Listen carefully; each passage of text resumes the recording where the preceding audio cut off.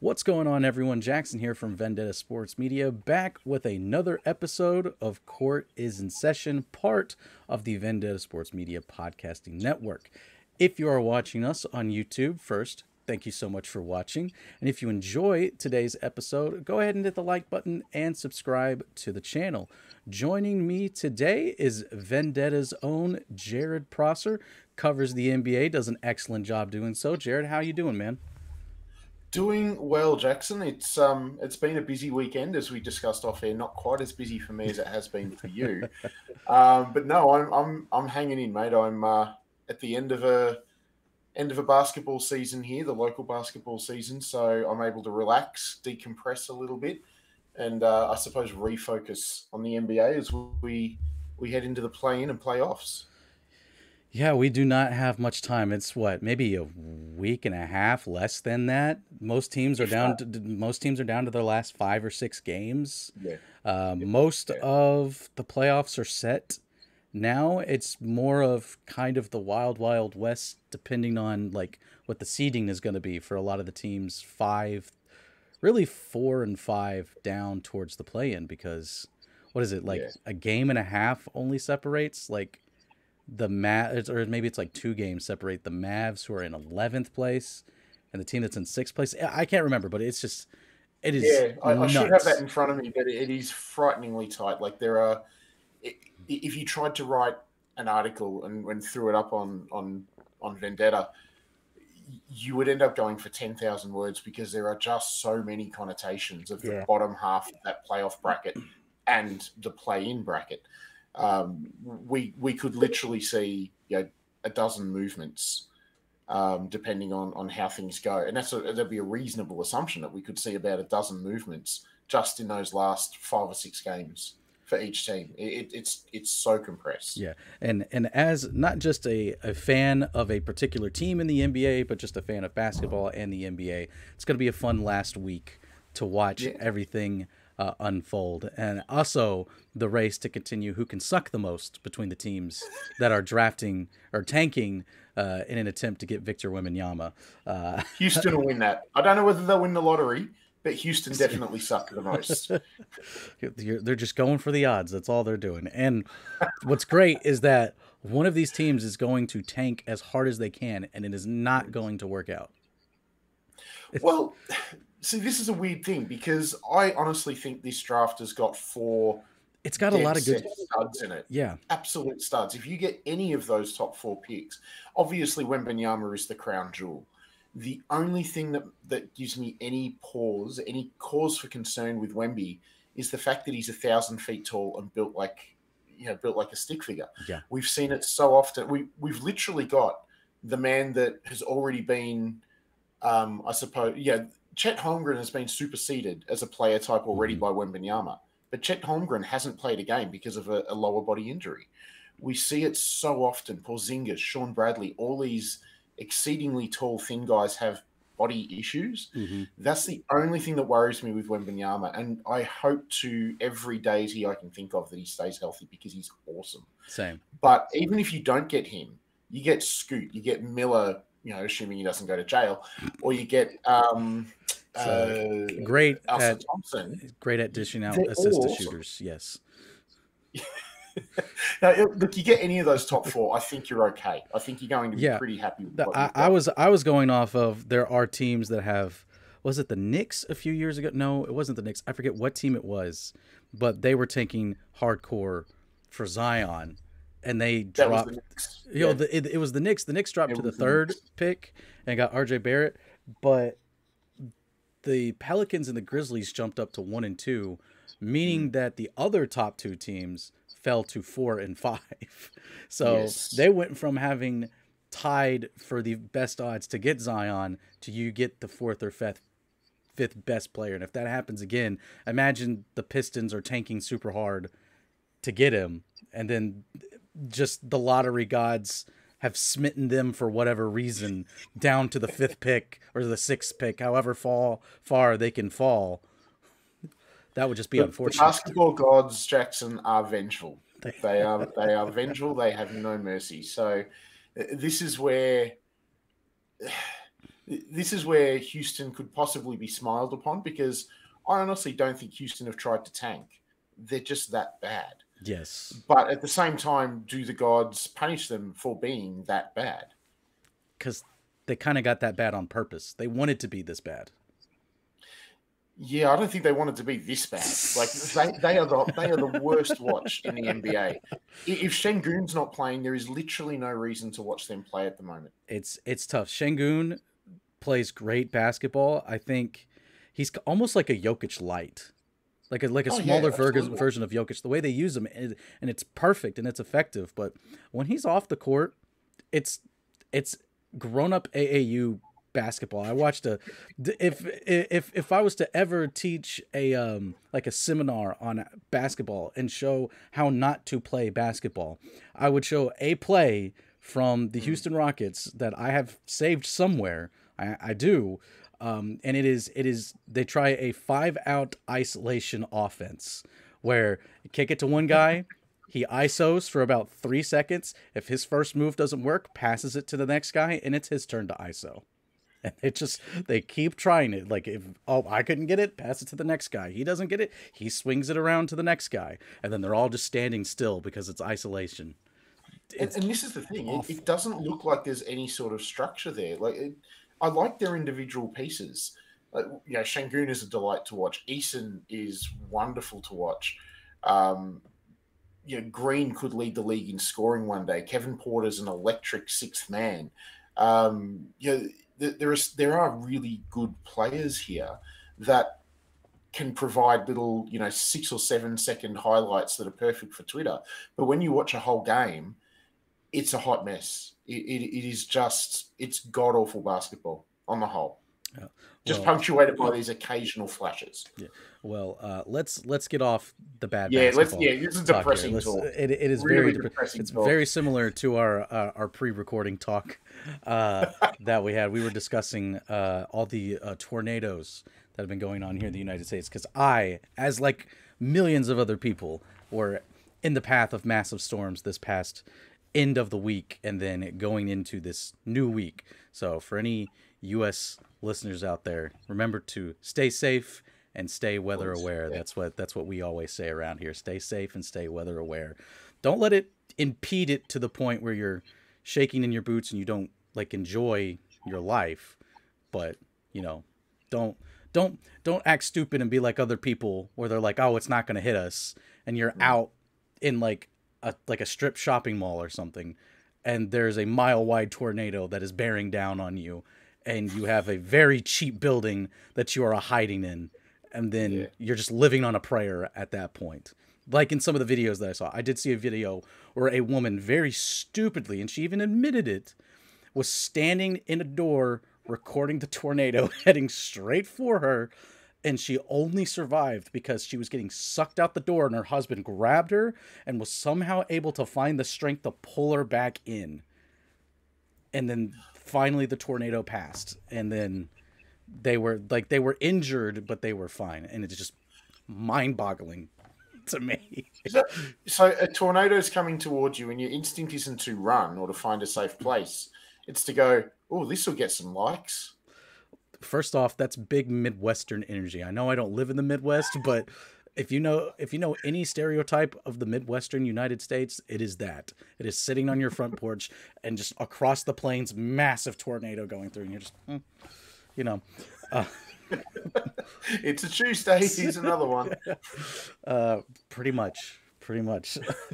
But we've gone well off the reservation. We have. We're gonna pull it back in real quickly. We did have some breaking NBA news in the past 24 hours, which was we are thankfully going to avoid a lockout next season because the NBA and the Players Association have agreed to a new collective bargaining agreement.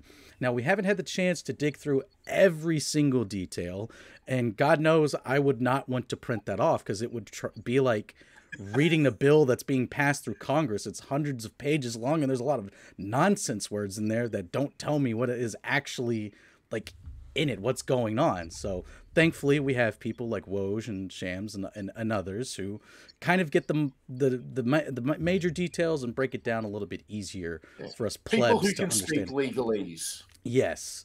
So we're going to go over just some of the major aspects of this new collective bargaining agreement, give our thoughts and initial reactions. So, probably the biggest piece of information, Jarrod, and in our pre podcast talk, you've felt very strongly about this, but it is the addition of an in season tournament, sort of similar to like what you would see in the Premier League in their soccer, or if you're outside the US football program. So give me your thoughts Yeah. onto an in-season tournament addition to the NBA.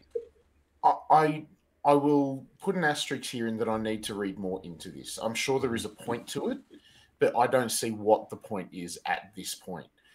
We're like, at the very least, it's not adding games, is my understanding at the moment. If we're talking about a rest issue, a pulling players out of games issue, adding games would have been the single worst thing that the NBA could have done. But I still don't see the point. You mentioned this is like cup competitions in football, but it's really not, because those games are separate competitions. Yeah. They actually do add games. The 38 games of an English Premier League season are not impacted by who you play in the League Cup or the FA Cup, or if you're in a European competition. Those 38 games, 19 away, 19 home, they stay as is. You will play each team once away and once each team once at home. So I would like to see how this impacts, let's say Philadelphia end up playing in this tournament and they end up playing Sacramento or something like that.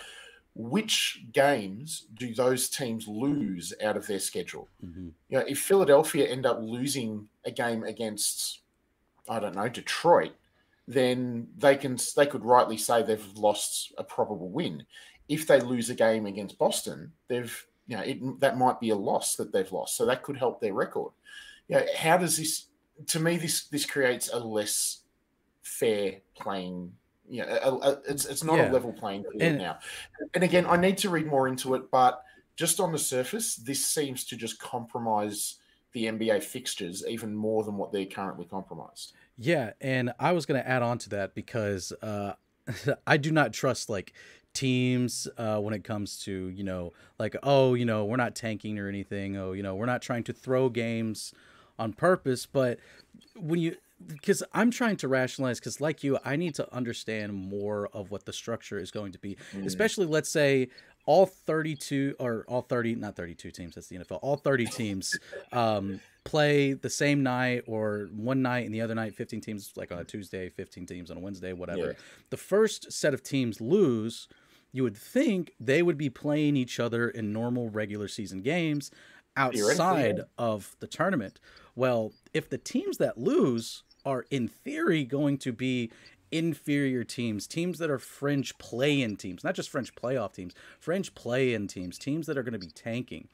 If they lose those games and you're a team that is fighting for playoff positioning, or a team that's trying to, towards the end of the season, try to grab one of the seedings that would give you home court advantage, what's stopping you from, or a team from kind of throwing that initial game, maybe not trying to lose it, but not try to win it, type of deal, not give it your all, not give it 100%. If you win, fine. If you lose, that's perfect, because then for the rest of November and December, when this tournament is going to be going on, you're going to be matched up against theoretically inferior teams that you could stack up some wins against in a row. So that a way, if you do have any injuries come January, February, you need to rest your players a little bit more.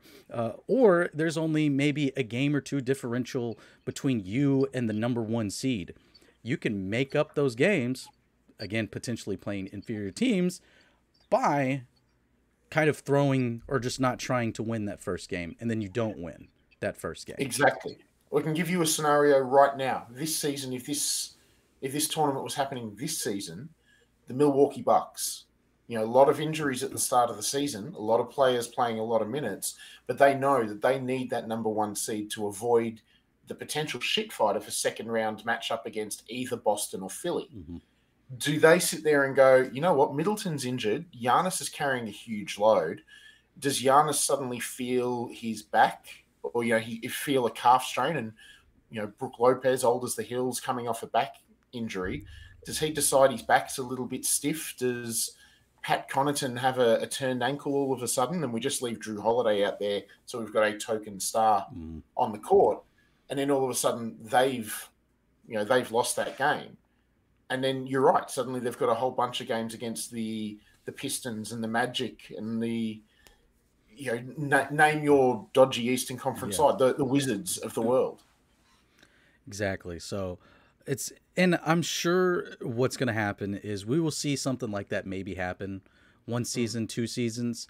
And I will give Adam Silver credit on this. He's pretty good at catching on to some of that stuff and finding ways to promote the opposite of whatever is going on. And continuing with the tournament, it is a $500,000 prize per player to win. And I mean, to someone like the 10th guy in the rotation, that's pretty good money, because that's probably like a third of what they're making like that year. That's like a pretty good bonus. But if you're someone that's a superstar making close to 40 million a year, that's just a really good night out. Like that's your birthday spending money. Right. You know what? You three top end stars who are earning 75, 80 million between the three of them. Yeah. They could just get together and pull 2 million each and give it to the the bottom end guys on the roster. And save their bodies. Yeah. To me, this is just a needless, straight out needless. I'm sure rings will be involved too, because they get rings now for the summer league. If you win the summer league championship, you get rings. Yeah, but there are rings and there are rings. Yeah, no, I agree. I agree. You and I are both married men. We know that if we presented a particular type of ring to our significant other, it's different to presenting another type of ring that might be up here to our significant other. Yes. It's saying to, Pat Riley throws his rings on the table famously. If someone says to him, "Hey, have a look at my 3 summer league rings," he's going to laugh his ass off. You may as well be putting burger rings on their fingers. All right. So next, another big thing that a lot of NBA players have been advocating for, a lot of players just in general in professional sports have been advocating for a long time, but the NBA will no longer be testing for the use of marijuana in its players, and is even kind of like not encouraging, but just kind of like opening an environment where it's more okay, because they are also going to allow players to pursue business opportunities in the cannabis world, as well as sports gambling as well. Now, we'll tackle the marijuana thing first, and then we'll get to the sports gambling aspect. But I've got no problem with this, as long as it's like, it doesn't seem to impair people. And if anything, players are always talking about how it keeps them calm, and how like they're going through severe injuries, it helps them through injuries. And if that's the case, to each their own. It's not heroin or anything, it's not anything hardcore or major. Personally, I don't use it, but I've got no problem with it. And if it's something that it makes the players happy, and we continue to have basketball for the next decade because we have a new collective bargaining agreement, so be it. Yeah, look, it's, for me, I'm not a user, never have been, and I dare say, given I'm in my mid-40s now, I probably never will. But it's one of these things where, without getting into the science of marijuana, it's not the plant itself. It's a particular substance in it called THC. Yeah. So if you take and you can take that out of marijuana, and that's how you create medicinal marijuana, essentially. A too long didn't read version of it, essentially, but that's the gist. To me, if if the league's allowing players to smoke medicinal marijuana, fine. I've got no issue with that whatsoever. If the THC is in it, that can still create psychosis. So there is issues there.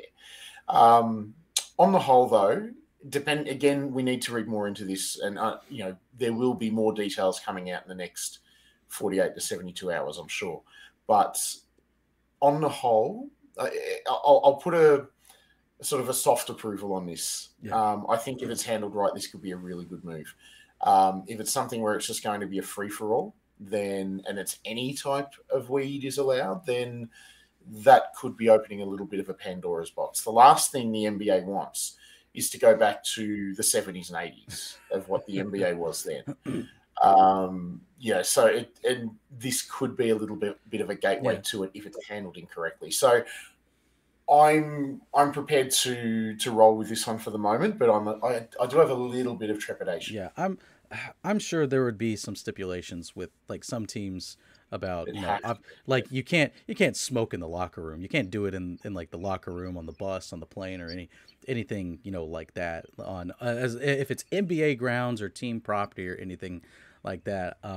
If you want an actual example of this, a lot of teams are doing this now, but the Grizzlies have been doing it recently. But to curb the partying aspect of some of their players, as soon as they are done in a city, they are gone. As soon as they play the game, they go straight from the arena to the plane, and they are back to their home city. And Memphis is doing that to try to curb some of the partying problems that have plagued. Let's call it the well-publicized concerns that are around the team. Yes. We will leave it there. Yeah. There are some other aspects to this, and again, we haven't gone through everything. There's some stuff in here that's pretty fascinating. Like there's some increases in salary and to the mid-level exceptions. There's a lot on here to try and curb some of. Let's be real. It's what the Warriors in particular had successfully did, which was when they had Kevin Durant, they had 4 all NBA players on their roster and were signing every veteran under the sun to a vet minimum. So there's now going to be a limit for luxury tax teams to sign out of the buyout market. And I believe if you're in the top bracket of the luxury tax, then you cannot sign players out of the buyout market. Yeah. And look, and a good example here is the Nets as well. Exactly. The recent apparent super team Nets signing LaMarcus Aldridge and Blake Griffin off the buyout market a few years back. So it's not just the Warriors, but there have been teams that have been doing this for quite a while. Yeah, no, I pick on the Warriors because they actually won championships doing it. They're a bit more successful. But no, I don't mind this move at all. I think this is a good, smart move to keep the playing field. It's only a small thing as far as balancing out the playing field, leveling it out, but it's a significant move nonetheless. It might mean that teams are a little bit more judicious with actually granting buyouts as well. If a player doesn't have the opportunity to go and ring chase, then why would they take a buyout? So we might see a lot less buyouts as a result. Yeah. Which I know some teams might be willing to, because if it's a veteran and you got to eat their money anyway, they're on the last year of their deal, and they're taking up a roster space, they're taking up playing time essentially. There's been another thing in here that I just thought of. It increases. I'm talking from the player perspective. Yeah. If a player's going to have to give up, if they're on 15 million, just to pull a random number, and they're going to have to give up 5 of that to go and ring chase. If they don't have the opportunity to ring chase, why would they give up the 5 mil? Yeah, no, I agree. I was going from a team perspective where teams, they're probably going to be more inclined to, because now that player can't go ring chase against someone in their own conference. If someone's a veteran on, let's say, Boston, they can't run to Philly then to try to ring chase. If I've got no playing time in Boston, but Philly wants me for 5-10 minutes a game, and I got a chance to ring chase, then I go over there. Boston may be more willing to do that, or any team might, because there's also an increase in two-way contracts now. I believe you can go from 2 to 3 now. Yeah, and that's a good move. Yeah, or if you're a team like, let's say, Houston, that had John Wall on it, and you cut him loose, regardless if you kept him, you still have him on your payroll for the year, but maybe you save some of that money, and then of course you increase the number of young guys you can try out to maybe make your team. Maybe you hit the lottery. There's been a lot of two-way players that have kind of popped up over the years. Yeah. Oddly enough, the Lakers have been very good at getting two-way players turning into actual NBA players. I'll give the Lakers credit on that. Austin Reeves was a two-way, wasn't he? Yeah, shout out Austin Reeves. He's from my area. I've got friends that played against him in basketball in high school. So shout out to him, man. Austin Reeves, Northeast Arkansas legend. Austin Reeves. Watching him hit the too small celebration on Pat Bev the other day, that did kind of make me chuckle and laugh. And I'll always root for him, because when he comes to Memphis, it's almost like not like almost a home game for him, but there's a lot of people there that are Grizzlies supporters that are also Austin Reeves supporters, because he's from an area where there's a lot of Grizz fans. Yeah. And look, it's good to see a local boy made good. Yeah, it's good to see it. So we're happy. We're happy for you, Austin. Keep it up, because you might get paid, especially if you keep playing the way that you've been playing over the past month. You're in for a decent payday. If not from the Lakers, somebody will. Just ask Alex Caruso, because that happened to him with the Bulls. Which it's really funny. Did you see? I think this was real. There's so many fake Twitter accounts. It's hard to keep up these days. Twitter's kind of a madhouse when it comes to getting actual news. But he was asked, like, what he thought about like all the comparisons to Alex Caruso, and he was just like, well, people compare me to him because we're both white and we played for the Lakers. Yeah. So and to be honest, that does sound like something Austin Reeves would say, and he's not wrong, in all honesty. Oh, he's not wrong. They're very, very different players. Yeah, completely different players. So yeah, they're not alike at all. It's just they've followed a similar career path. Just shout out Austin Reeves, though. Again, look forward to seeing what his career develops, and I'll always be annoyed because the local college, Arkansas State, did not pursue him hard enough. Because kind of like how this college kind of thrives is like a lot of local talent, but he was one that went away. He went to Wichita State and then transferred to Oklahoma, where he really blossomed at Oklahoma, and then kind of turned into an actual NBA prospect. But last thing we'll talk about in the CBA, which will kind of roll over into our next topic, is the NBA now has it where you have to play a minimum of 65 games to be eligible for all NBA selections and then the NBA awards as well. Brilliant move. Like, stand up, get on your feet, applaud the NBA and, quite frankly, the Players Association for agreeing to this. This just so overdue. So overdue. Like, the NBA, there is a problem. 82 games is too many. That's been proven over and over and over again. But the whole rest, the whole pulling people out of games, it's become too much of an endemic thing. It needed to be curbed somehow. And quite frankly, this is the best way to do it. This is a way of doing it where you can impact a player's money without directly impacting a player's money.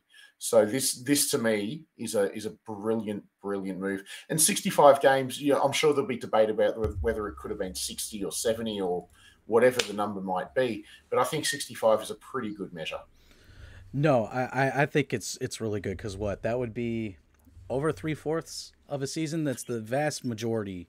Yeah, of it's close enough to 80% of the games by my rough math. Yeah, and so that's enough, because like it is understandable in some nights where if you're in the dog days of the season and you're the number one team like the Nuggets, and Jokic is having to carry a minutes and just like an overall workload that is needed to keep that team up, the dude is gonna need a break or two here or there, and on a lot of nights it happens to be on the nights of back-to-backs, and you can't win every game in the NBA, so you just kind of take a loss when that happens, and it is what it is. But I like it. Hopefully for players that it opens up opportunities. If you have some players that don't necessarily care for awards, then maybe that opens up the door for other players that maybe wouldn't have been in consideration to, hey, all I have to do is, if I play 70 or so games and I keep up the scoring and the playmaking aspect, then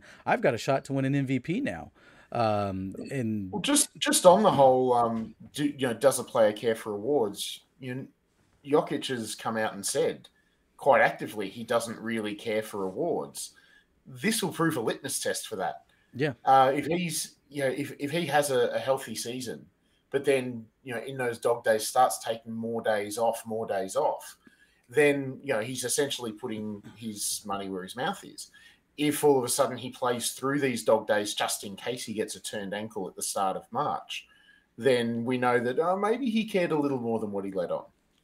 Yeah.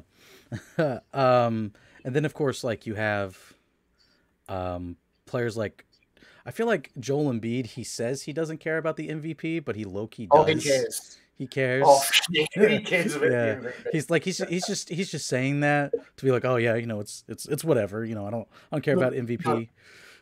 Embiid is like when you're cracking onto a girl at a bar and she leaves with someone else and you pull the, I didn't fancy her anyway. Exactly. But he has been after that MVP for years. And because he's getting seconds and thirds rather than first, I didn't really care that much anyway. No one buys it. No one buys I do not buy it the way that I've seen him act in the past.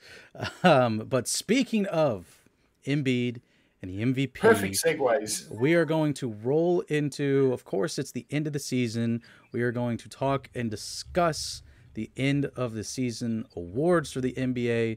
And there's no better place to start, Jarrod, than the MVP. I know a lot of people put the MVP last because it's the piece de resistance for the ending of a podcast. It's a good one to end on. The crescendo, it's what everyone's anticipating to talk about.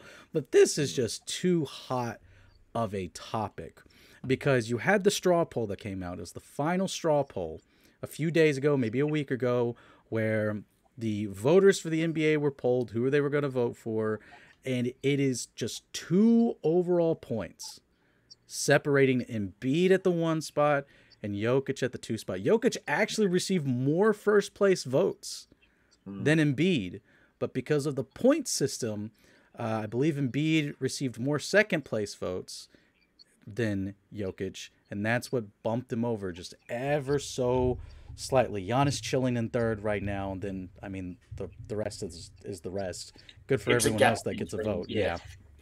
But the real discussion is MVP. So right now Embiid is at 1, Jokic is at 2, but I think Jokic is now the betting favorite by slightly. It's crazy. I've never seen it. It's like minus 125 and minus 120, I think is like minus 115. Which means that they are neck and neck, dead even, literally a 50-50 chance. If you're talking betting and gambling talk, it is literally a crapshoot on who could win the MVP. You have a 50-50 shot. If you're a bettor, you have just as good of odds betting either way to win. So, Jarrod, I want your thoughts on this MVP race because I think it's one of the most fascinating MVP races in the history of the NBA right now. Look, before we get to Jokic and Embiid, I want to just throw 20 seconds of Giannis talk in here. Thank you. I was gonna do that later. Thank you. Yeah. Oh, to me, he is having a season as good as his 2 MVP seasons.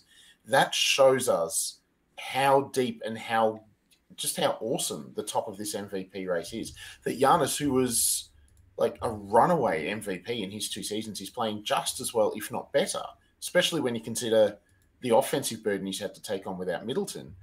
And yet he is quite clearly 3rd in this race. So, it's just a remarkable thing how well Embiid and Jokic are doing to relegate this Giannis season to an afterthought. This, man, I tell you what, you just look at the statistical cases of these two. Embiid is the league leading scorer, 2.7 combined steals and blocks, excellent shooting splits, 4.1 assists from a center, which if it wasn't for the assist numbers that Jokic puts up, we'd all be lauding the way that Embiid passes the ball. They are historically good assist numbers for a pivot. 31.6 PER. On the other hand, you've got Jokic 31.9 PER. his shooting splits are ridiculous, like 63% from the floor, 39 from three, 82 from the stripe. He's 0.1 of an assist as we record this from averaging a triple-double. He's not a shot blocker by any means, but he picks up 1.2 steals a game. Their records are identical. They're both on 51 wins as we record this. And how you interpret those records depends on how you interpret the conferences. The West is clearly just a shit fight. It is so deep, the Western Conference. But the top end of the Eastern Conference is clearly better.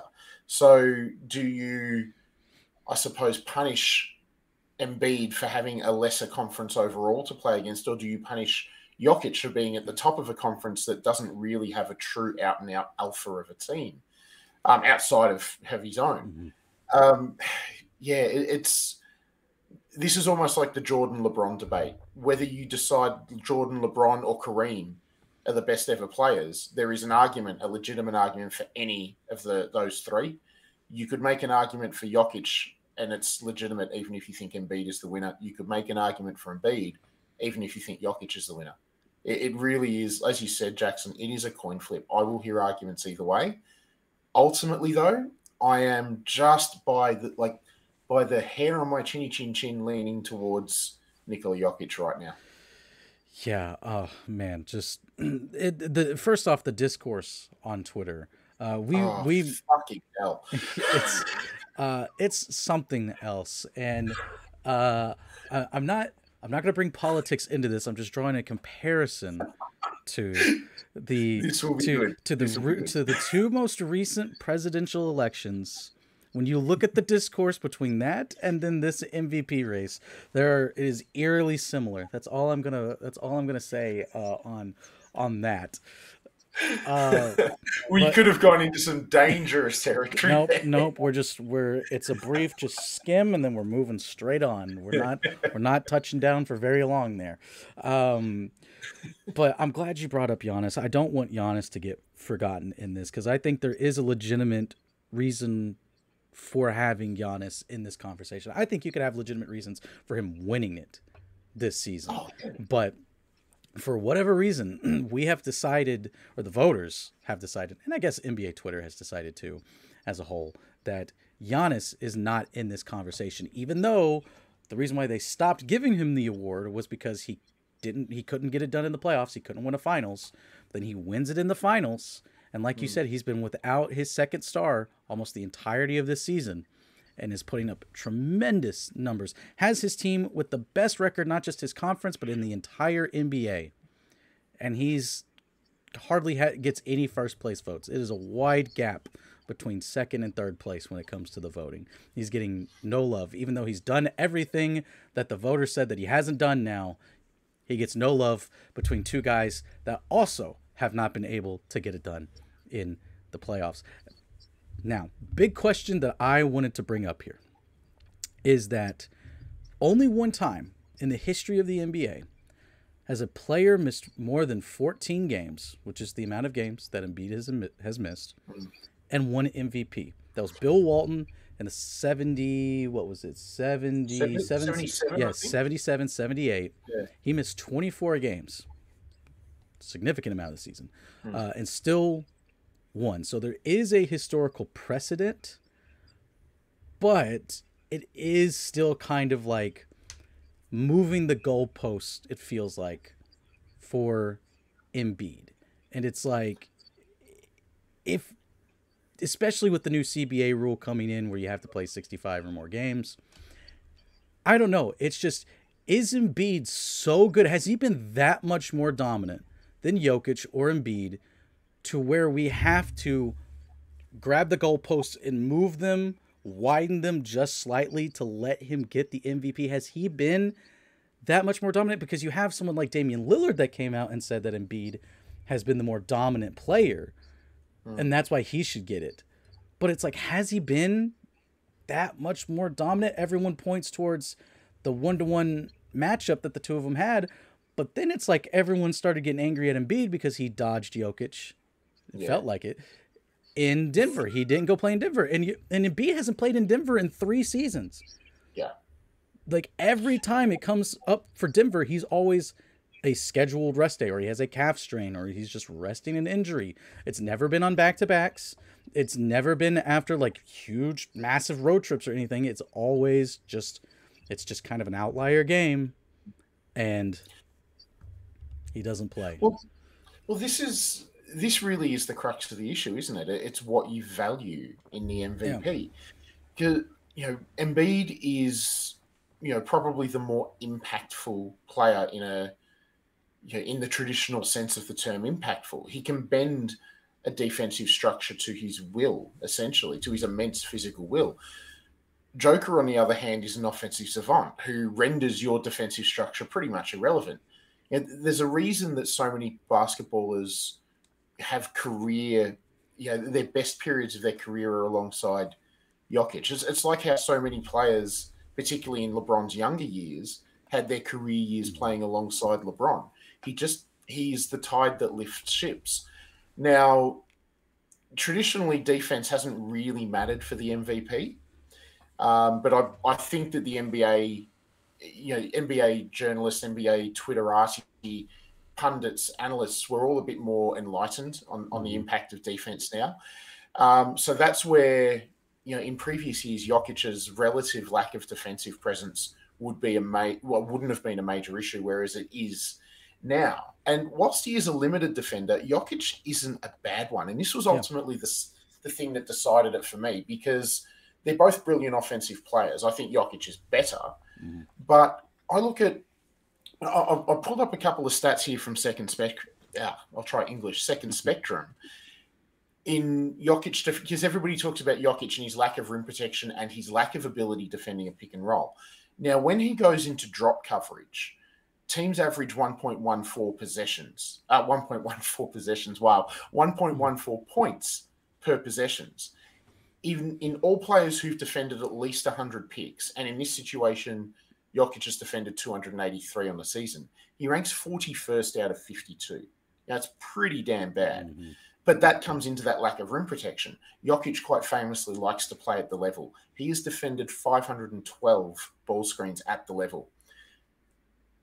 Denver give up 0.9 of a point per possession. That is 13th among 55 players to have defended at least 100. That's, if not quite out and out elite, it's pretty damn close to it.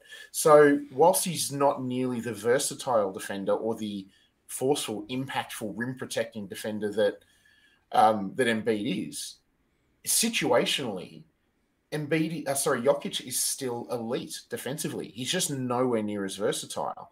So to me, that fact that he can still, if with the right coaching and the right structure, be an elite team defender, that ultimately covers enough of that gap between their defensive abilities that it overrides, the offensive gap as well. So for me, that's where Jokic has just enough of an advantage. The one thing to look out for here, though, is voter fatigue.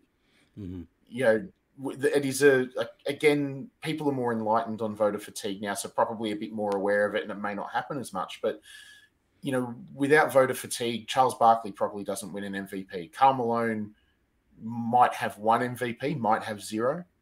But that might be the only thing to me that holds Jokic back here, is that he's going for three. And historically, we know, we've seen this put out everywhere, the list of players that have got 3 straight MVPs. And Jokic doesn't quite feel congruent with those names. So I think that might be an impact on him as well.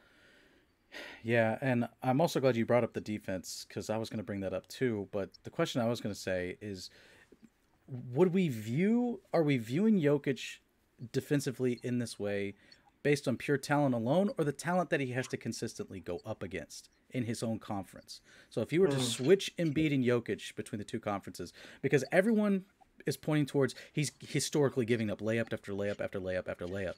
But you have to look at how guard heavy the Western Conference is and how good the guards are. And that actually brings me up to a point that we missed in the collective bargaining agreement. All NBA teams are going to be positionless. Yes. Now. Yeah. So, I do like that. So you could, in theory, have 5 guards, all NBA first team. Or 5 centers. Yeah. Or 5 centers. Yeah. Hey, if they're the 5 best players in the NBA, so be it.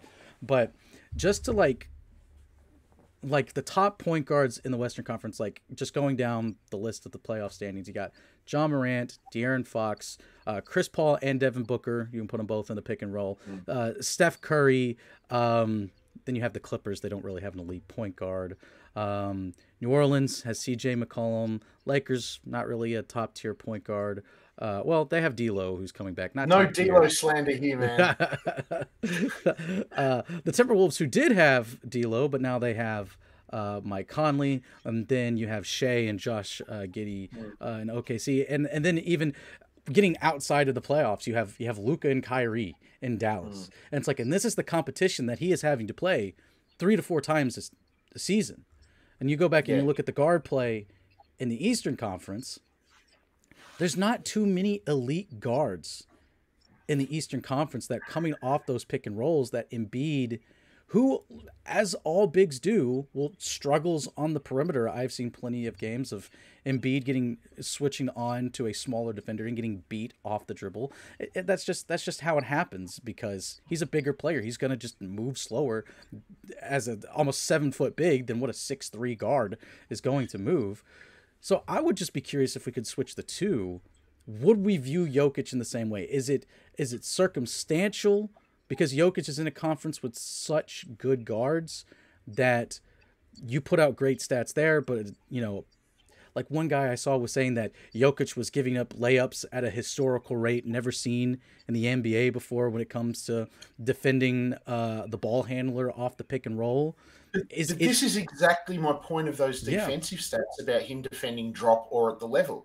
When he's at the drop, because he's slower laterally and he's not a leaper, he will get burnt. As soon as you give a high-end NBA guard a runway, it's hard to stop him anyway, even if you're Embiid, even if you're, future defensive player of the universe, Walker Kessler.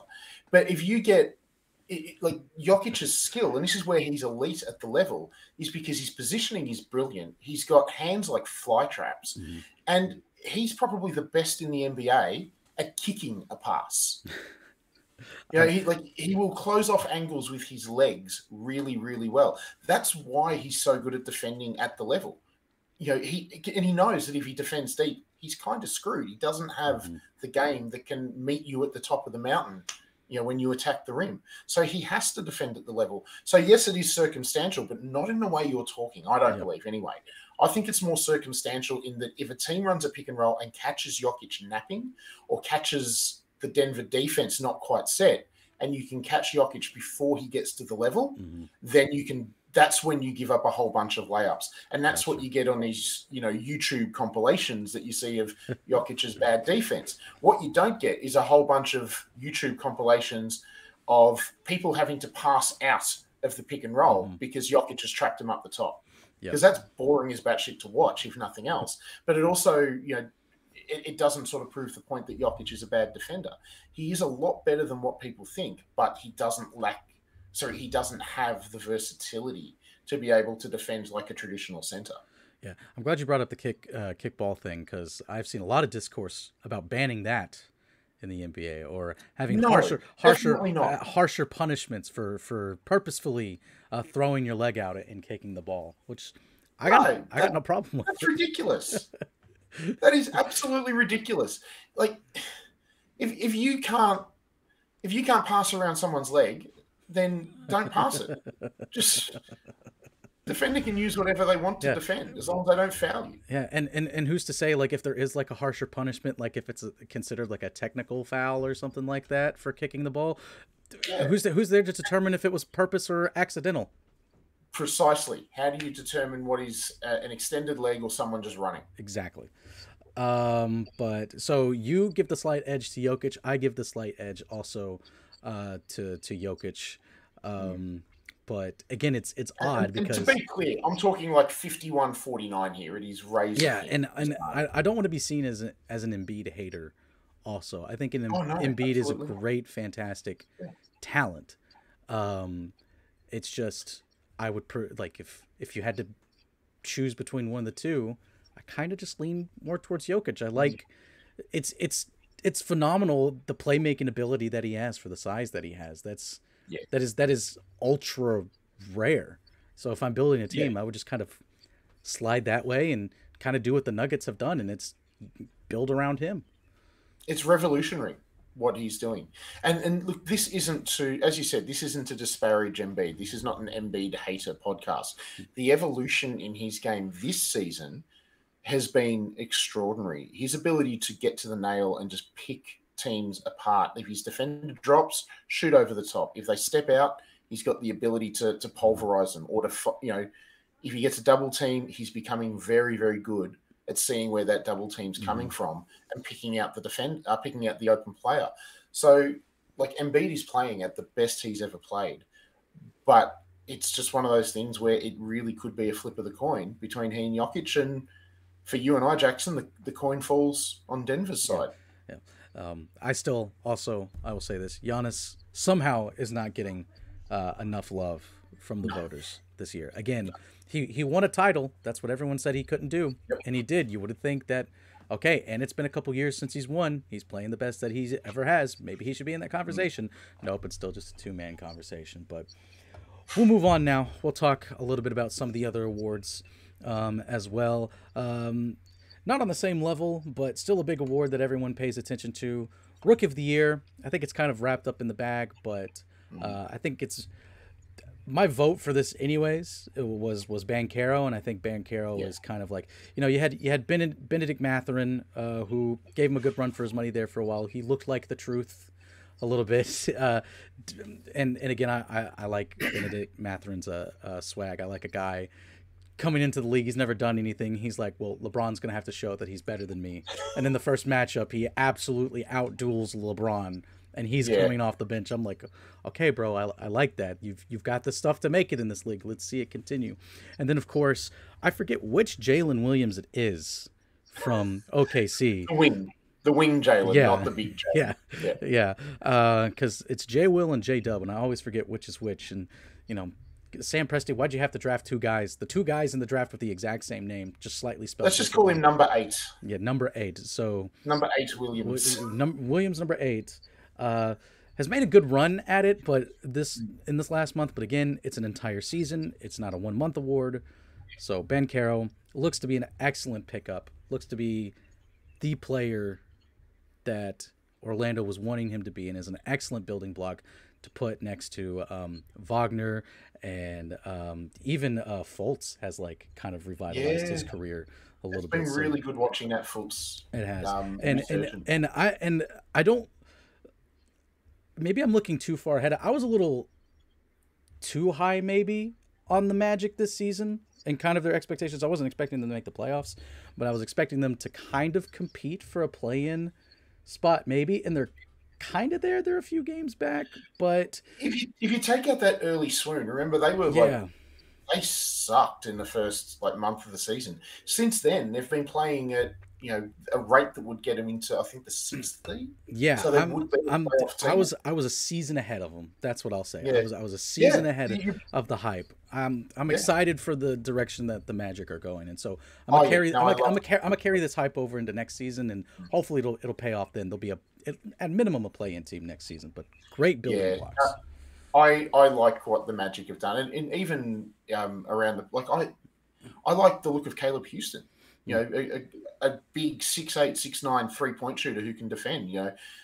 He gives them yet another piece, but that front line is superb. Markel Fultz is turning himself into a player finally. If they can find a decent 2-guard, and I really don't think Suggs is it. I don't think Cole Anthony is it. RJ Hampton certainly isn't it. So, but they've got picks coming in, so they'll be able to find someone. Sorry, I cut you off twice now, and the second time was trying to apologize for cutting you off the first time. How dare you apologize? For me, the Rookie of the Year is Banchero. Regular Vendetta readers will know I do the rookie rankings every month, and I put it in my last one that Jalen Williams has been the number 1 ranked rookie for the last 2 months for me, as Banchero and Mathurin have both fallen off. But Paolo's body of work carries through here. And the big thing is he's done it as the primary option for his team. They're young and they're talented, but ultimately Banchero is the focal point. And that was a directionless team until Banchero arrived. His shooting splits are poor, especially after that January, February swoon that he had. But again, he's the focal point of the opposition defense every night, which is, perhaps Jaden Ivey, once Cunningham went down aside, no rookies had to deal with that. So to me, the degree of difficulty for Banchero is quite a lot higher than everybody else. And when you throw the production he has put up, he's effectively 20 points a game. To me, that's a Rookie of the Year season. I actually had Williams ranked second overall, considering he barely played. Well, he didn't play for the first fortnight. He barely played until December, really, maybe even January. The impact he has had on that Thunder side has been immense. Mm-hmm. He is, right now, he is at worst the third best player on the team. Second best, depending on how you feel about Josh Giddey. But to be the third best player, and they've still got Holmgren to come in, that's a home run pick at, what was it, pick 12, pick 13? Yeah. And Mathurin, as you mentioned, burst out of the gate. The very first rookie rankings, I wrote about the possibility of him being the sixth man and Rookie of the Year winner. But he has very much fallen back to earth. He still gets buckets because that's what he does. Yep. But he's been far less efficient, and he gives you precisely nothing else. No playmaking, no defense, no rebounding, no rotations. Yeah. He is a bucket getter in the purest, sense of the term. And that has fallen away somewhat. So to me, he's fallen to third. If I really, really sat down, I'd have to strongly consider whether he'd fall to fourth in Rookie of the Year ranking behind Walker Kessler. Yeah, Walker Kessler and Keegan Murray. He's played fairly well over the past month and a half.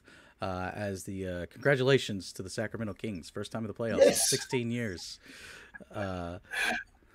But I think were iPhones around when the Kings last made the playoffs? I'm not sure they were. Maybe the first one, maybe the iPhone 1, perhaps, maybe 16 years ago. I'm trying to think. Well, think about it. It may not have been. George W. Bush was your president then. I don't want to think about that. It's a long time ago. That's a very long time ago. Okay, and real quickly, I'll just say this again about the Orlando Magic.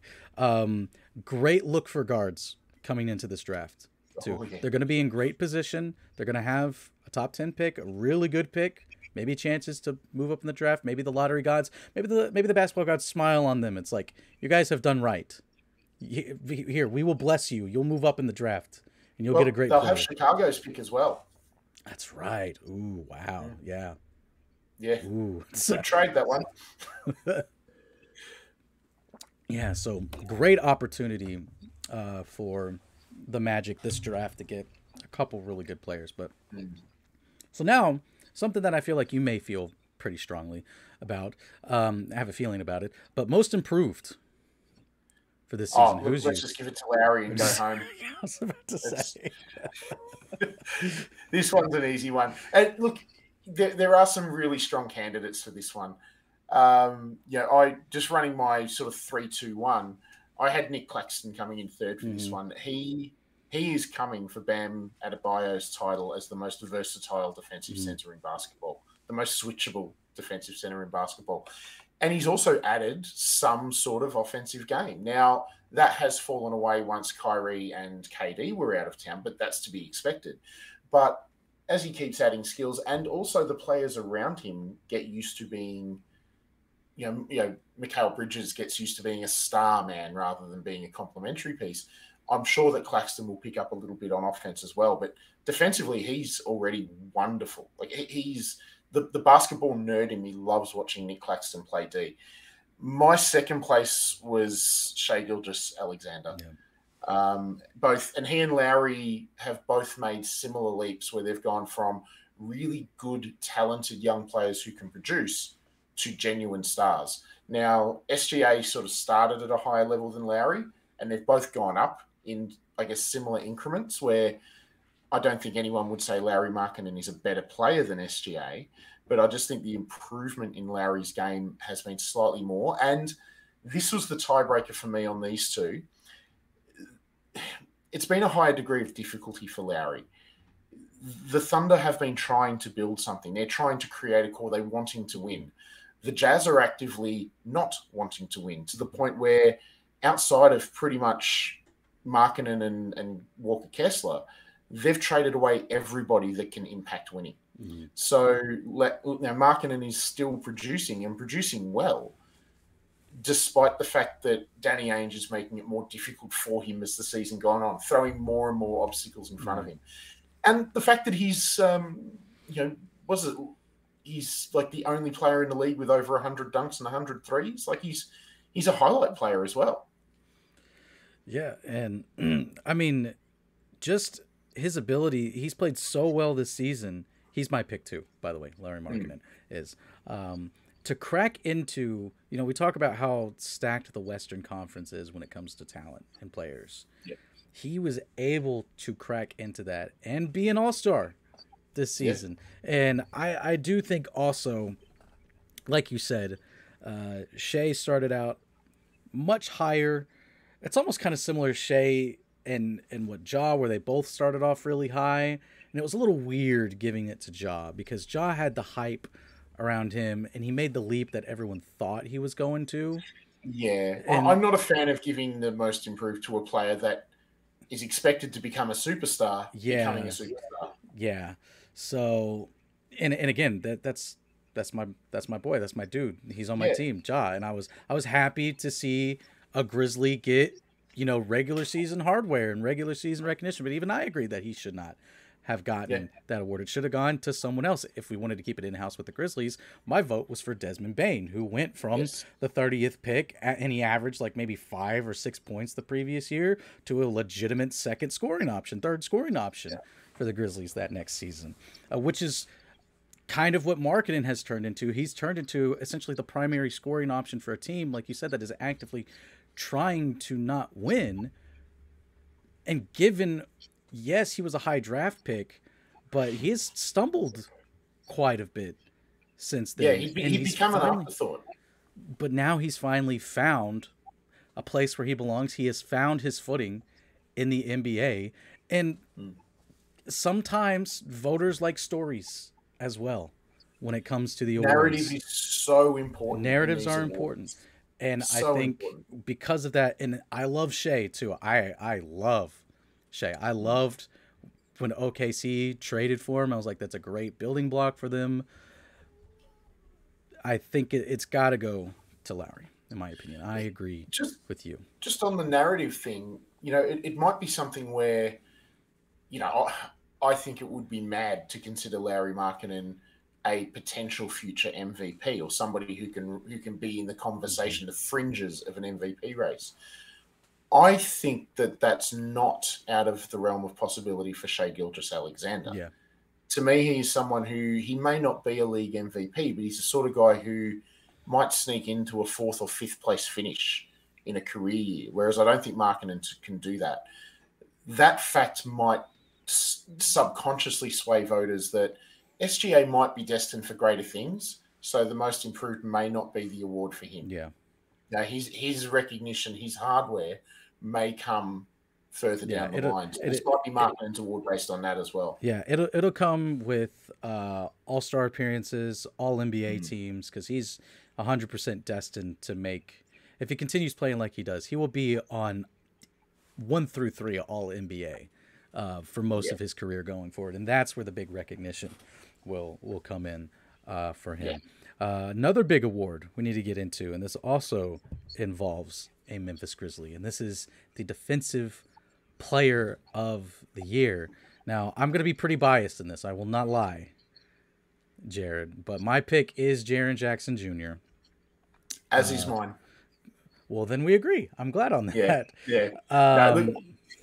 But you go ahead. I want to hear what you have to say, because again, I'm pretty biased in this, but I also think the pick is correct at the same time. Well, ultimately, this one came down to Jackson Jr. and Brook Lopez. Bam Adebayo, Evan Mobley, just that step behind. Quickly on them, Bam is pretty much been he has been almost carrying that Miami Heat defense, which is second in the league. The only reason that Miami are half decent is because of that that defense because their offense is like 1996 bad. Mobley, for those who aren't aware, I have a video series on Vendetta's YouTube channel called The Point. The last one was on the evolution of Evan Mobley. I didn't cover his defense too much because his defense is already elite. You know, his defense has evolved already to the point where he is a potential defensive player of the year. It was his offense that I was focusing on then. So go over watch of it if you feel the need. Yeah, absolutely. I will link for the video for this. I will link to it. So Good link man. in the description for anyone listening to us here on YouTube, or if you're not listening to us on YouTube, then go to YouTube and check it out. Yeah, get to YouTube, man. Now this one, Triple J and Lopez. For me as a coach, I'm a big believer in rebounding. You know, defense doesn't finish until you have the ball in your hands. Neither Lopez nor Jackson Jr. are great rebounders, and that's been all the way through their careers. But they're fortunate to have great rebounders around them. Steven Adams, Giannis, you know, they've got good people who can cover them there. But they're just so intimidating at the rim. So ultimately, this came down to who is more intimidating at the rim. You look at the block stats for Jackson Jr., 3.1 per game, leads the league. But you look at the advanced stats on it, a 9.8% block rate is just crazy. Yeah. 5.2 blocks per 100 possessions. Because remember, this guy's getting his 3.1 blocks in about 27 minutes a game. He's cut down his fouling, but that just means he's cut it down to really bad as opposed to atrocious. Yeah, and it's and look, you know, Brook Lopez's defense allows Giannis to play that free safety role that he's become a specialist at. But ultimately, I look at Jackson Jr. and go, he has got lesser defensive teammates around him. Dylan Brooks, on his night, is an elite defender, but he could also absolutely fry your defense by overcommitting. There are good defenders around him, but not great ones. Certainly not the level of Giannis or Holiday, or even like a Connaughton or a Middleton, who are good one-on-one defenders. So ultimately, I think Jackson Jr. has better numbers, and he does it with less support. Yeah. I think I used to know, I think it was less than 52%. It was close. I can't remember, but it was the effective field goal percentage of drivers to the rim when Jaren was the primary defender. So when he's kind of doing his thing, hovering around, and there's someone's going in for a layup and he's kind of in help defense, but it was the lowest in the league. Whatever the number was, I cannot remember the specific number. I wish I had the time to have brought it up, but unfortunately I didn't. And then you talk about his fouls also. It's not just so the foul numbers, when you look at it, he's gone from 4.4 fouls a game to 4.1 fouls a game. It's not like anything major. What has changed, it's the timing of the fouls. He's no longer getting in foul trouble in the first and second quarter. Yeah. He'll still get 4 fouls a game, but that fourth foul isn't coming until late in the fourth quarter. Now, he's actually able to. He's staying on the court. So the foul numbers are similar, but it's the timing of the fouls that has been the biggest improvement for him, because now he can stay on the court, and it's helped his offensive game tremendously too. I know we're talking about defensive player of the year, but just quick tangent, his ability to stay on the court longer has opened the door for his offensive ability, which I'm so happy to see. You can't shoot if you're not on the floor. And if you want to know just how crazy, how good he has been at blocking the basketball this season. The other night, he broke his own record for the Memphis Grizzlies for most blocks in a single season, and he did it in 20 games less than he did last season. Well, I had a quick look at the comparisons for his block rates per 100 possessions, because I looked at it and got 5.2. That's absurd. He's got block rates similar to what Mark Eaton and Manute Bol were pulling in the 80s. And these are guys that were blocking. And look, it was a very different game, obviously. Less possessions, and those possessions were much more compact, which allowed 7'4" lumberjacks like Mark Eaton to block a shit ton of shots. But, Eaton was averaging 5 blocks a game for a 3-year stretch of his career. And, accounting for the different paces and the different eras, that's the sort of intimidation level that Jackson Jr. is providing right now. It is historic, his block rates. And we've got to have the asterisk here that, Wilts didn't play when blocks were recorded. Russell didn't play when blocks were recorded. Mikan didn't. I think it was the first 4, maybe 5 years of Abdul Jabbar's career didn't have blocks recorded. So we haven't seen those, I guess, historically dominant centers from the olden days of basketball and what they could do. But based on the stats we have, like this is historic, the sort of season he's having purely in blocking shots. The other thing that Jackson Jr. can do that Brook Lopez can't is just defend a little bit more on the perimeter. The fact that they're, 10 years difference in age and, it helps. Slightly different body types as well. But that does allow Jackson Jr. to hang a little bit better on the perimeter. And it's those sort of things as well as that historic block rate that, for me, put him over the top of Brook. Yeah. Man, we've been perfect match for match so far on we have. On all of our picks. No controversy here. Listen, hey, great minds think alike. We just know ball over here at Vendetta. It's as simple as that. We either really, really do, or we really, really don't. No, we do. We do. We definitely do. We definitely do. Absolutely. We know what we're talking about 100% of the time. Another award. Is this the final award? I don't know. Also, I think we've got Sixth Man and Coach of the Year. Yeah, Sixth Man and Coach of the Year. That's right. I was forgetting Coach of the Year. How could I forget Coach of the Year? But I was going to move to Sixth Man, and then we'll do Coach of the Year. So Sixth Man of the Year. Who do you got? This one sometimes can be pretty hit or miss, or it could be pretty on the nose. But who you got? I went with Malcolm Brogdon for this one. Same. Another one? Yes, another one. Yeah, another one. I strongly considered Emmanuel Quickly for this one. But ultimately, I just couldn't ignore the fact that Brogdon, he basically does what Quickly does, but better. I'll look at Quickly for the moment here. He's always been a really, really good outside shooter, but he's improved immensely inside the arc, both at the basket and on floaters. On floaters, Quickly shooting 52.9%, which is third in the league amongst players who've taken at least 75 floaters. Like that's like in any man's language, that is out and out elite.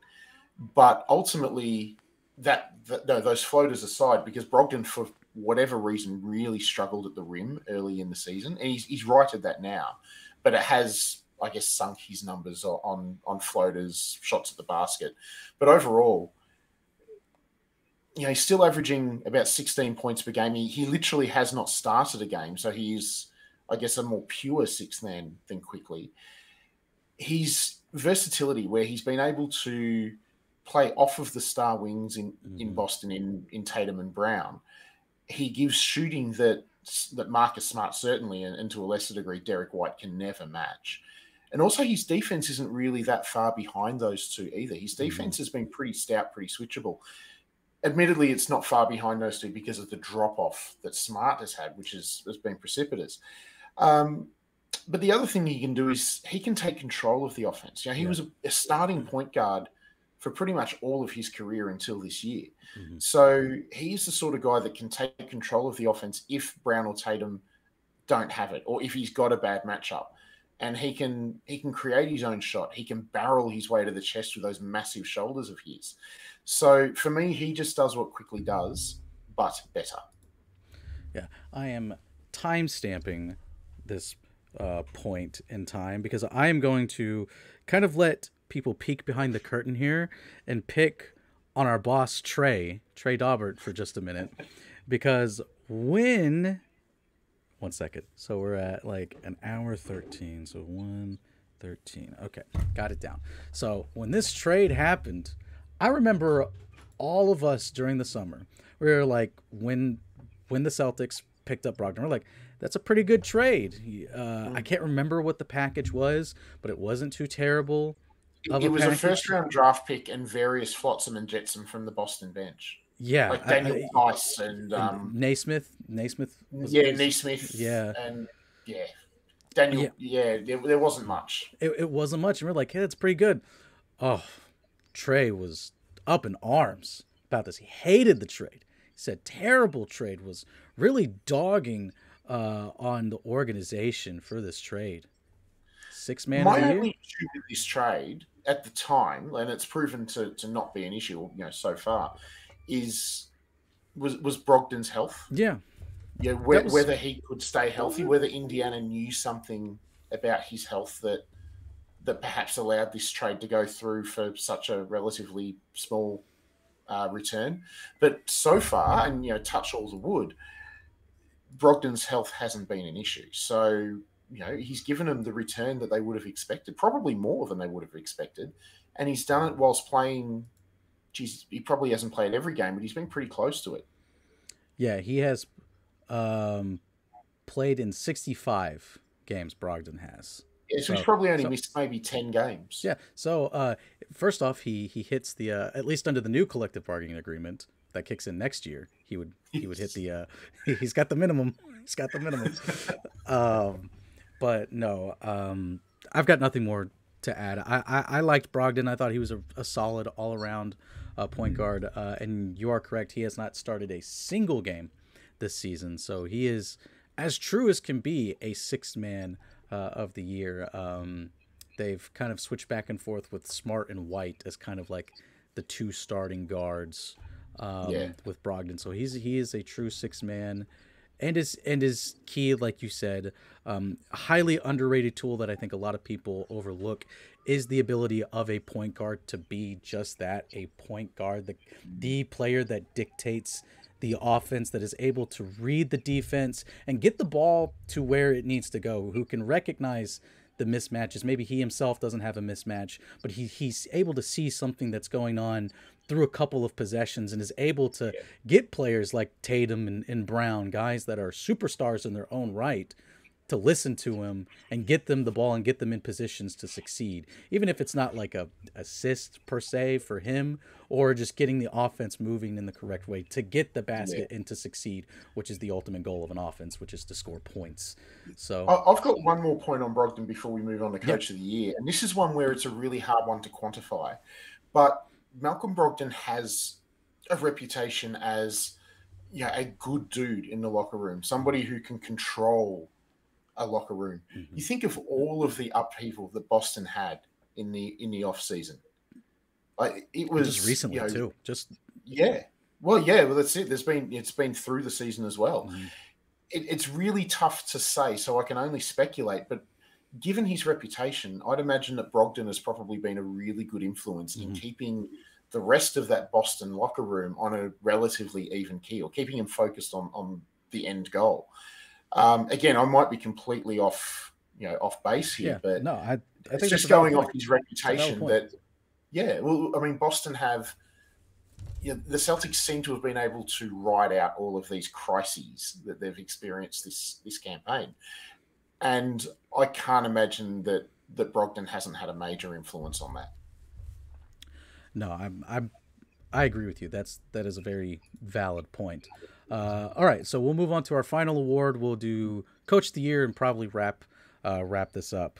But again, Coach of the Year is another one of those awards. It's like, what do you value the most, I guess? Because it feels like there's not just like a tried and true number one guy for Coach of the Year. But go ahead and give me your Coach of the Year pick, and I'll give you mine. This might be the one that we differentiate on, but I honestly think neither of us will be wrong in our assessment unless we pick the same guy again.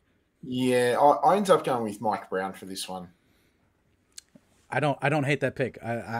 There's like, I think you can justify two or three guys, but go ahead and talk Mike Brown, which I don't know why you're going to go Mike Brown, but Mike Brown, when he came in, he was supposed to, to bring some respectability, bring a baseline level of competency to the Kings, where their defense, he would have some non-negotiable defensive principles that the team would adhere to, and that would get them up to 30, 35 wins. And they could start to build from that. As it is, he's turned them into this ridiculous offensive juggernaut that statistically might be the best offense in the history of the league. And I don't think anyone saw that coming. He's turned De'Aaron Fox from, potential at best to being a megastar. who's probably going to win this inaugural Clutch Award. Yeah. He's turned Domantas Sabonis into a how the hell was he an all-star into how the hell isn't he an all-star.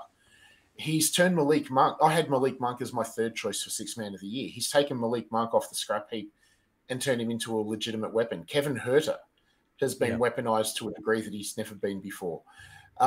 Keegan Murray, who everybody looked at that pick at 4 and went, oh, geez, I don't know about that. And he's turned him into a perfect complementary piece. Harrison Barnes has been revitalized. Even guys like Terrence Davis, coming off the bench, Chimezie Metu. These guys are bit players and they're playing career best basketball. Now, yes, there is talent there that has meshed really well. And ultimately the thing that Brown was supposed to do, which is raise the defensive floor, he's only raised it a little bit. I think they're 23rd, 22nd in defensive efficiency.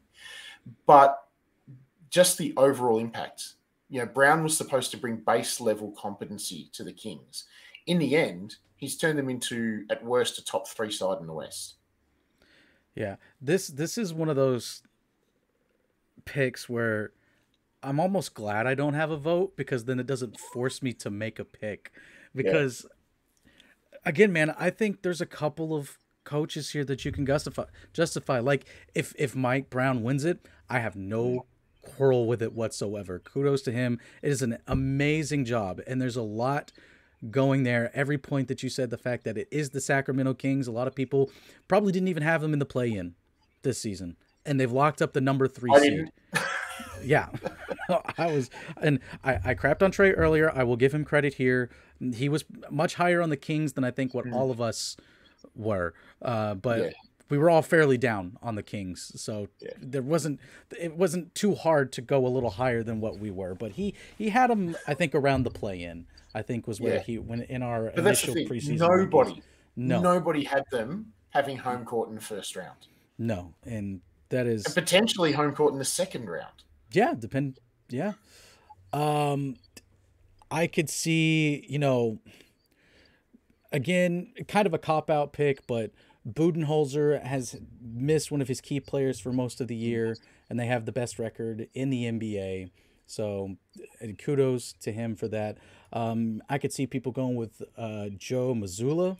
Him just kind of have to step in like all of a sudden. And it's like, how do you go from last year, like different coach, they made it to the finals. Finals fatigue is a very real thing. A lot of people maybe expected Boston to fall off, especially because of all the controversy that hit them. And all of a sudden he's thrust into the spotlight, and he's the guy that has to lead this team and try to get back to the finals. And he's done a great job. With Mazzulla, Jackson, that he wasn't even the lead assistant. Will Hardy was the lead assistant.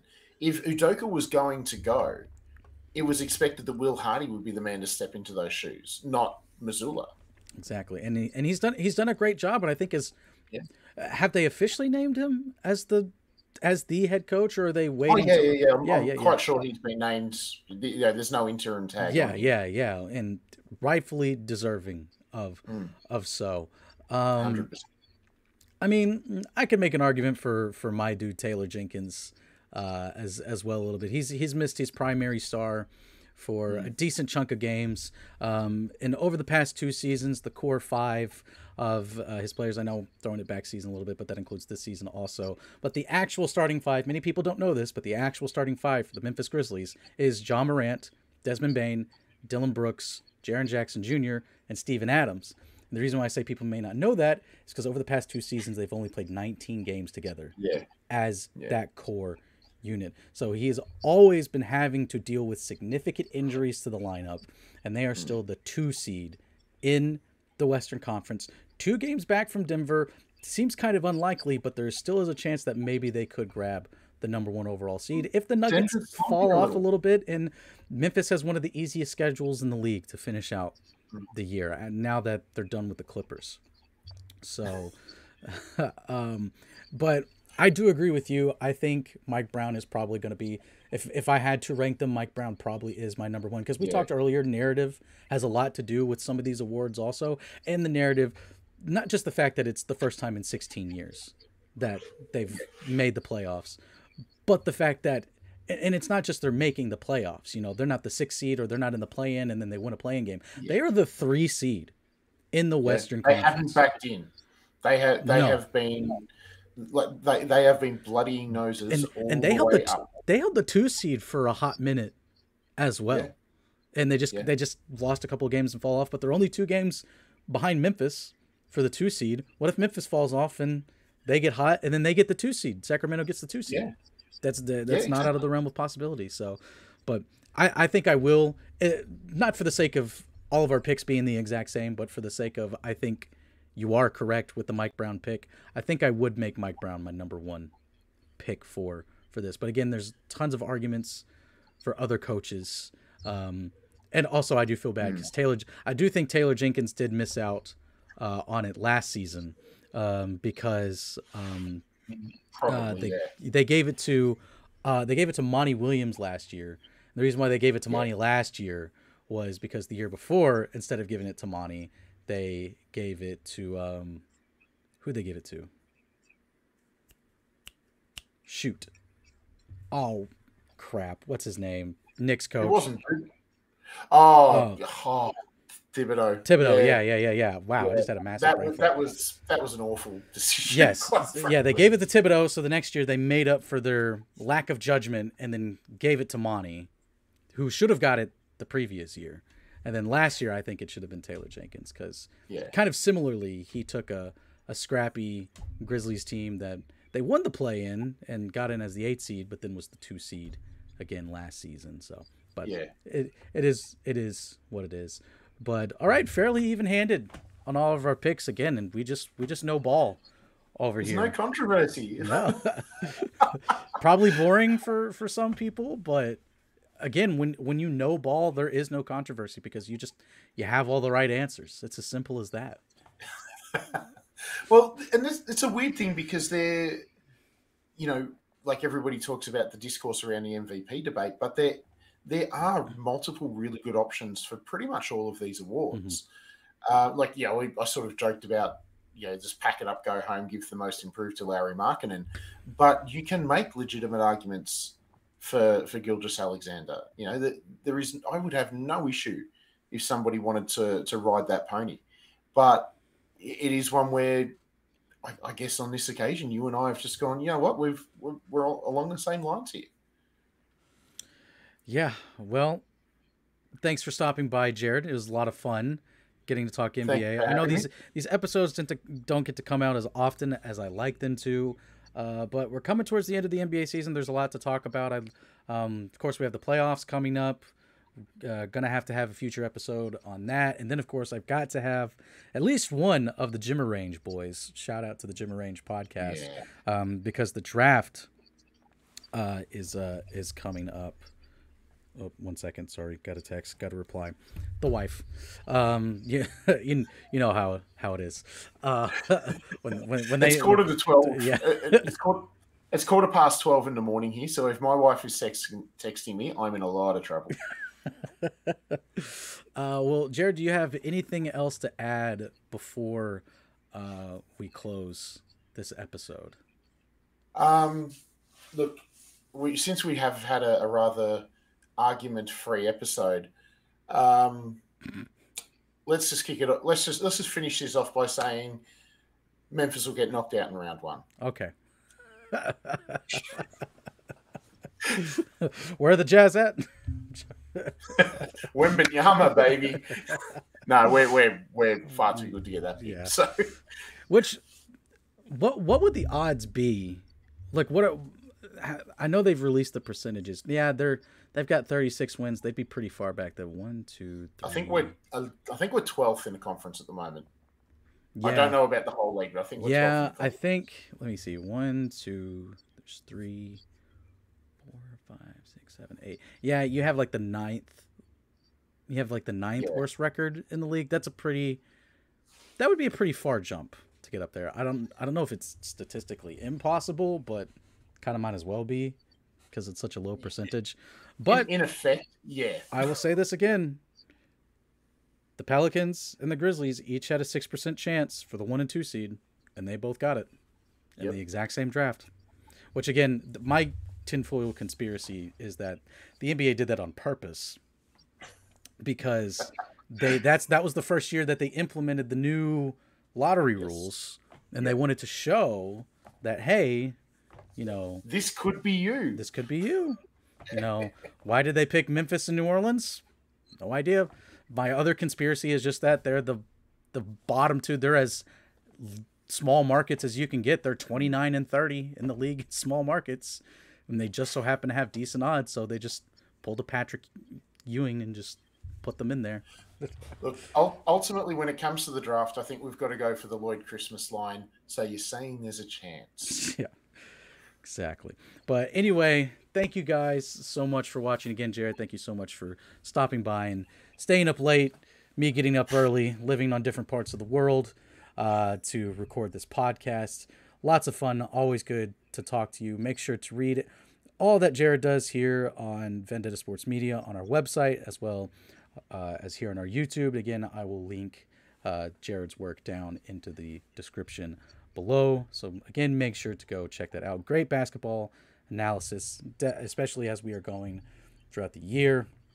If you want to see his thoughts on how all the rookies have panned out this year, then you definitely go check out his series. That was a must read for me during this year as we progressed through the season. But anyway, again, guys, thank you so much for watching. If you're watching us on YouTube, make sure to leave a like and subscribe to the channel and hit the notification bell so you can be notified whenever a new episode of the podcast or any of the numerous other podcasts drop. And if you're listening to us on Spotify or Apple Music or whatever, give us likes, rate us there. We appreciate you guys as well. Again, this is Jackson Law, Jarrod Prosser, Vendetta Sports Media, signing off, and we will see you guys next time.